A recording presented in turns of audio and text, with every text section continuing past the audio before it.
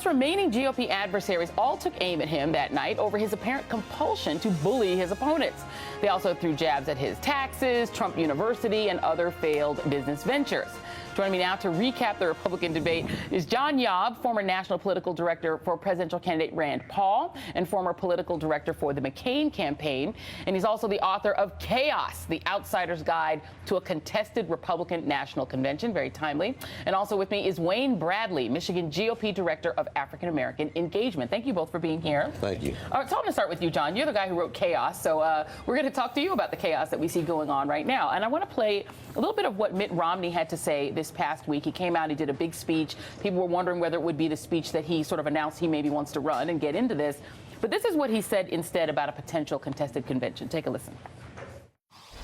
If we get to Cleveland and a contested convention, how are these millions of voters, some of whom have come to the process in the party for the first time because of Donald Trump, how are they going to feel to have put Donald Trump in the lead and watch the establishment wing of the party pull the rug out from under it? Well, first of all, there are a lot of people, establishment or not, who agree with me that Donald Trump should not be president of the United States and don't want to see him become the Republican nominee.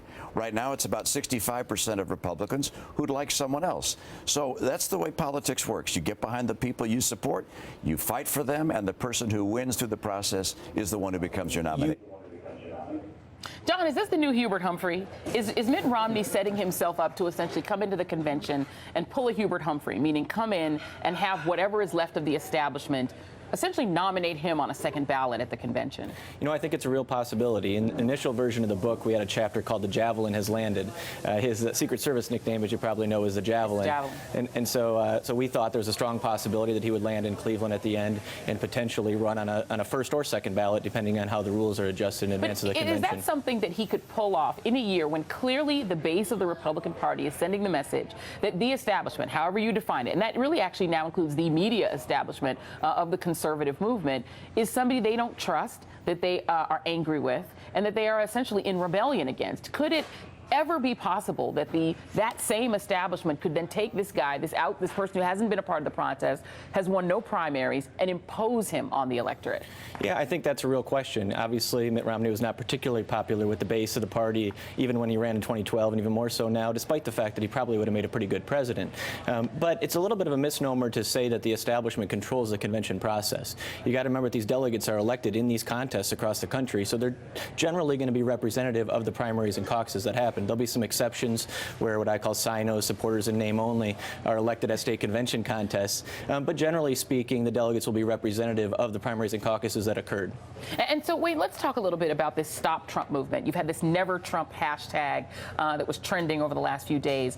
But when the Never Trump candidates, the actual humans who are supposed to be the embodiment of Never Trump, were asked at the debate this past week whether or not they would really follow through on that fully, this is what they said. Take a listen.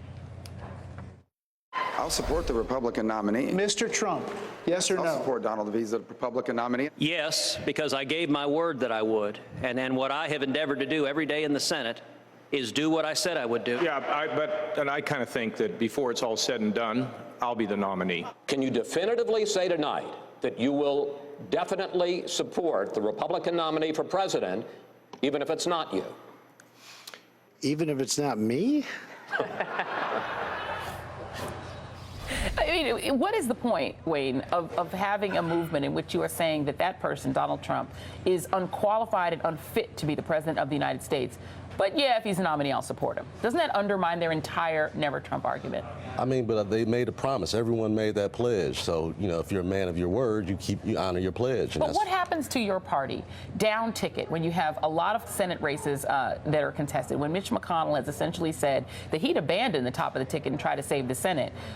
How can you both say that Donald Trump would destroy the Republican Party, but that everyone would line up behind him if he were the nominee? I mean, I just haven't seen the evidence yet of him destroying the party. I mean, like I said, I have an office in Detroit, and we've had new volunteers that have come in based on Donald Trump. Tell me who these people are. Who are these people that are coming in? I mean, just last week, for example, we had a 17-year-old African-American female that came in as a volunteer, and she said the reason why she got involved was because of Donald Trump. And why is that? Why do you suppose he has appeal to, let's say, black voters particularly? I mean, the celebrity factor definitely makes a difference. You've seen him, whether it's on The Apprentice, you've seen him, you know, different stars in the media, you know, Puffy and all these different people have endorsed him. So I mean, well, Puffy hasn't endorsed he hasn't endorsed him, but he said he'll make a good leader. Right. I mean, and so when you've seen that in the past, I mean, that kind of translates to people saying, well, maybe he's not as bad as some of the rhetoric that's coming out. And so, John, is that the alternative way to sort of look at what's happening? I mean, you were with the candidate who was the previous outsider, Rand Paul, who was coming at this from sort of a libertarian perspective, not into all of these wars.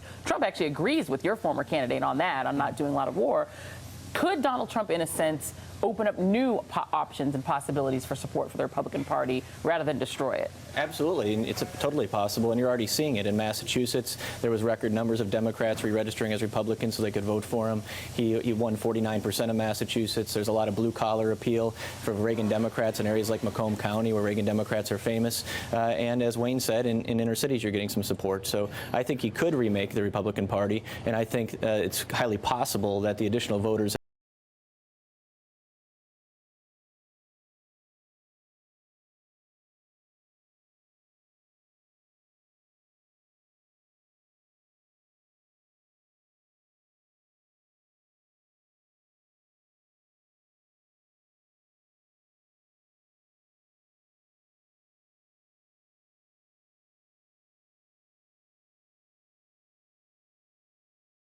been a turnoff, you know, when people are looking at that. It's not necessarily Trump, but maybe some of his supporters But in the he's ways. egging people on from the dais to go after protesters. I think some of that's already there, and maybe when they hear that, maybe they get some more riled up. But Donald Trump is not the reason that some of these people are walking around. What do you think is the way. reason that there's so much attraction of white supremacists to his campaign?